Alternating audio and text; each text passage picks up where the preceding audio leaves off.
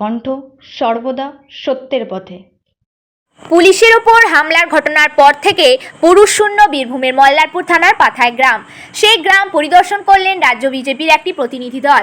BJP রাজ্যের সহসভাপতি শ্যামাপদ মণ্ডলের নেতৃত্বে 10 জনের একটি প্রতিনিধি দল পাথায় গ্রামে পৌঁছান। গ্রামের বাড়ি বাড়ি গিয়ে ঘটনার দিনের খোঁজ খবর নেন তারা।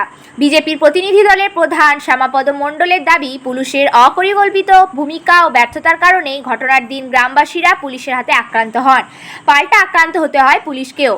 তার অভিযোগ, ঘটনার 15 দিন পরেও গ্রামের মানুষ আতঙ্কিত। গ্রাম ছাড়া হয়ে রয়েছেন পুরুষেরা।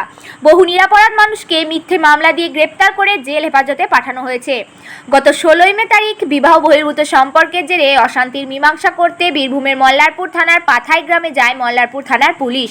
সেই সময় পুলিশের সঙ্গে সংঘর্ষ বাধে গ্রামবাসীদের একাংশের।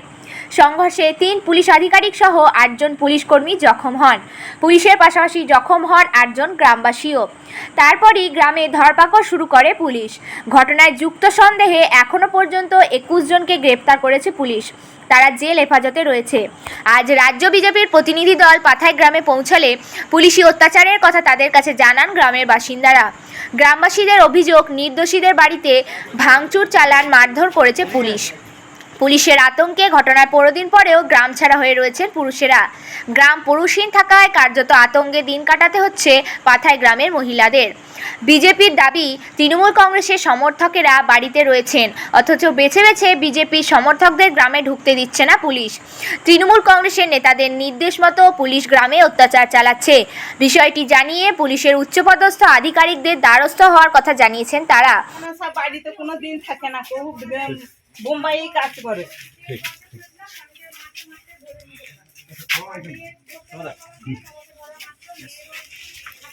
বেশ, আমরা দেখছি।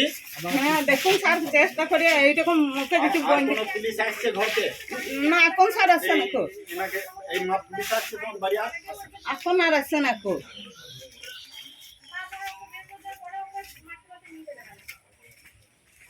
দাস কোনো দোষ নয়, আচ্ছা বাড়িতে ছিল, ধান পাওয়া ছিল, পুলিশ থেকে ঘর ঢুকে অথচ ওকে মেরে ধরে ঘর থেকে জোর করে বের করে নিয়ে যাওয়া হয়েছে। এই যে বাড়িতে সব ভাঙচুর করেছে, কোনো তো দোষ নেই। দোষ থাকলে না বলে দোষ আছে, বিনা দোষে মানুষকে ঘর থেকে ধরে নিয়ে চলে গেল। কারা ধরে নিয়ে গেছে? পুলিশে। এখন কোথায় আছে? এখন থানাতে আছে, এই রামপুরহাট জেলে আছে। আপনার স্বামীকে দোষী ছিল না, আমার স্বামী তো ওইদিকে ছিল না। আমার স্বামী তো গাড়িতে করে ধান পাওয়া ছিল ঘরে। কেন ধরলো? মালপাড়ার একটা ছেলে মেয়ে সম্পর্ক ছিল, ওই জন্য ধরেছে। কিন্তু আমার স্বামী তো কোনো দোষী ছিল না, ও তো ওইদিকে যায়নি। কি অবস্থায় দিন কাটছে আপনাদের এখন? আমার এখন খুব দুঃখে দিন কাটছে। মেয়ে দুটোকে নিয়ে আমি যে কি করে ঘরে থাকছি সে আমি জানি। হ্যাঁ, আমার মেয়ের হাতে শুদ্ধ মেরেছিল, হাত তো ফুলেছিল, এখন একটু কমেছে। যাই হোক, মেয়ে দুটো বাবা বাবা করে কাঁদছে। তো মেয়ে যখন নিয়ে গেল পুলিশে, তখন বললো, স্যার আমার বাবা কোনো দোষী নেই, আমার বাবাকে নিয়ে যেয়ে না। তা বলে আবার তীরে তখন মারতে আসছে। তখন আমি বড় মেয়েকে বললাম, ঢুকে পর, যা করছো করো করা। আপনারা কি চাইছেন? আমরা চাইছি যারা দোষী তারা সাজা পাক, আর যারা আমার স্বামী নির্দোষে যেন ছাড়া পেয়ে বাড়ি আসে। কি নাম আপনার? আমার নাম ববিতা দাস। এখন আপনারা জানেন যে ভারতবর্ষের লোকসভা নির্বাচন, ভারত সরকার পুনরায় আবার প্রতিষ্ঠিত হবে। সেই নির্বাচনে সারা রাজ্য যখন ব্যস্ত, 13 তারিখে আমাদের এখানে সমস্ত জায়গায় নির্বাচন হয়েছে। 16 তারিখে যে কোনো একটা ঘটনা নিয়ে মল্লারপুর থানার পুলিশ আসে। আমি যেটুকু শুনেছি যে কম্প্রোমাইজ করার জন্য এসেছিল। এখন কম্প্রোমাইজ গ্রামের মধ্যে দিনের বেলায় কম্প্রোমাইজ হয়েছে, কিছু লোকজন দাঁড়িয়েছে। এখন এখানে যারা তৃণমূল করে তারা আমাদের যারা গ্রাম পঞ্চায়েতে বিজেপির প্রার্থী হয়েছিল বুদ্ধদেব মণ্ডল, সেও দাঁড়িয়েছে। এখন তৃণমূলের নেতাদের কথা মতো পুলিশ তাকে দাঁড়াতে দেবে না, বাকি গ্রামের লোক দাঁড়িয়ে আছে। তখন তাকে যখন পুলিশ নিষেধ করে, সে সরে যায়। সরে গিয়ে একবারে পিছনে মানুষের দাঁড়ায়।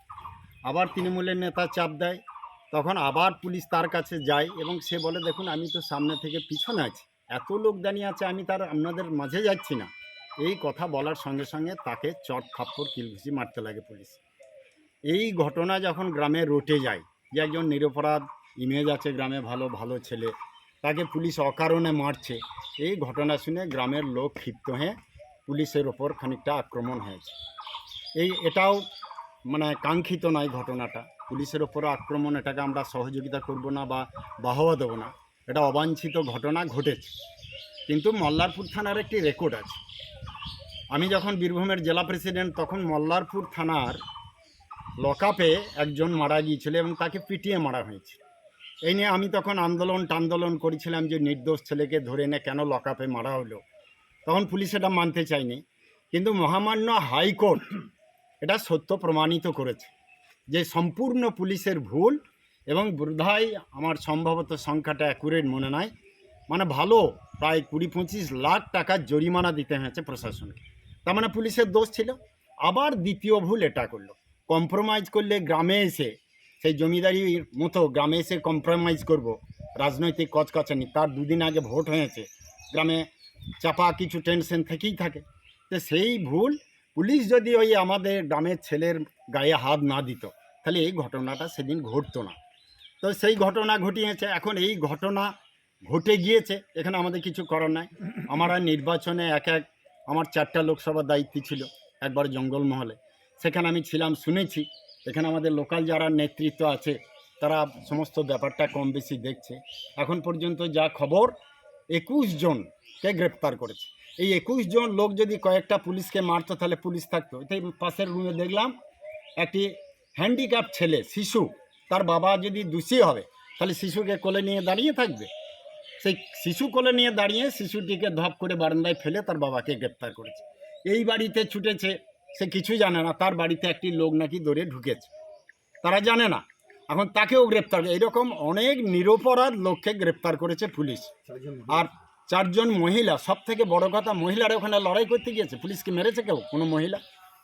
তো এই ব্যাপারগুলো ঘটিয়েছে, মানে তৃণমূলের রাজত্বে যেটা সারা রাজ্যে চলছে এখানেও তাই চলছে। পুলিশ আবার দ্বিতীয় ভুল করলো, আর ভুলের মাসুল আজ আমাদেরকে সবাইকে দিতে হচ্ছে, গ্রামের লোক। আপনারা দেখলেন গ্রামে ধান গাদা হয়ে আছে, জলে ভিজছে, তুলতে পারছে না। এখানে অনেক জনের চাষের জিনিসপত্র সামলাতে পারেনি, অনেক বাড়ি পুরুষ শূন্য, জনশূন্য বাড়ি। সেই বাড়িগুলোর কি হবে যদি চুরি ডাকাতি হয়ে যায়? এই দায়িত্বগুলো পুলিশকে নিতে হবে। গ্রামে যেন কোনো চুরি ডাকাতি বা গ্রামের যদি কোনো বিরোধী লোক আর কোনো বাড়িতে চুরি ডাকাতি করে নয়, তার দায়িত্ব পুলিশকে নিতে হবে। অতএব আমরা ভারতীয় জনতা পার্টির, আমি রাজ্যের ভাইস প্রেসিডেন্ট আছি। আজ আমরা একটা প্রতিনিধি দল নিয়ে আজ এখানে সরজমিনে তদন্ত করার জন্য এসেছি। কার দোষ কী দোষ এটা আমরা দেখব। পুলিশ মার খেয়েছে সেটাও কাঙ্ক্ষিত নয়, আবার পুলিশও যে অত্যাচার করেছে সেটাও কাঙ্ক্ষিত নয়। পুলিশ একটা ঘটনা ঘটেছে আর সেই ঘটনার জন্য বাড়ির পর বাড়ি অত্যাচার করবে, ভাঙচুর চালাবে, এটাও ঠিক নয়। এটা সভ্য সমাজে এটা হতে পারে না। তা সেই বিষয় নিয়ে আজকে আমরা সম্পূর্ণ দেখব, স্টেটেও আমরা এই রিপোর্ট পরিপূর্ণ দেবো। তারপর এই গ্রামের যারা আজকে অত্যাচারিত, যারা গ্রাম ছাড়া ঘর ছাড়া, তাদের পাশে আমার দল সর্বদাই থাকবে, আমরা আছি। অতএব এই জিনিসগুলো আমরা দেখব। তো সেই জন্য পুলিশের সঙ্গেও আমরা ঊর্ধ্বতন। ব্যুরো রিপোর্ট, বীরভূমের কণ্ঠ।